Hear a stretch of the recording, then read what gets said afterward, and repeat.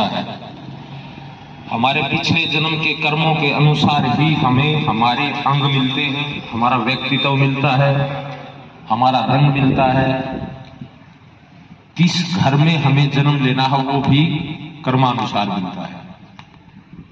आपने देखा होगा एक बच्चा जो एक राजा के घर होता है वह भी बच्चा ही होता है,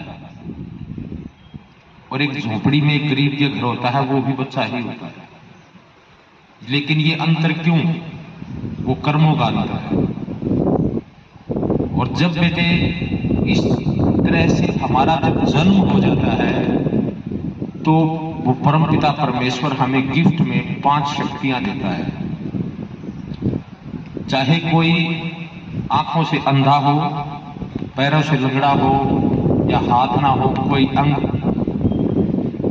नहीं भी है तो भी वो 5 शक्तियां उसके पास होती हैं।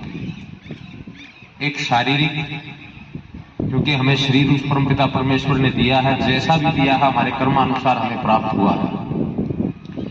एक मानसिक, जो बच्चा मन से सोचता है, मन भी उसको दिया है।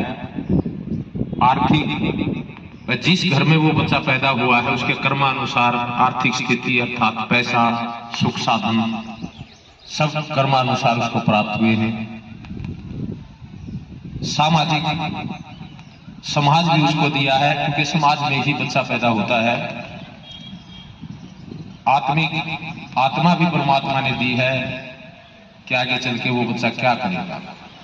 अब ये जो 5 शक्तियां हैं, शारीरिक, मानसिक, आर्थिक, सामाजिक और आत्मिक, इन 5 शक्तियों को बढ़ाने के लिए हम जो कर्म करते हैं वही हमारे कर्म हमें आगे ले जाते हैं।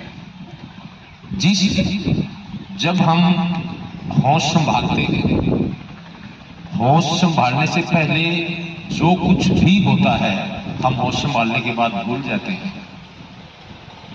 वो माँ जिसने हमें पैदा किया है, हम शुद्ध बुद्ध में नहीं थे, वो शुद्ध बुद्ध में लाई।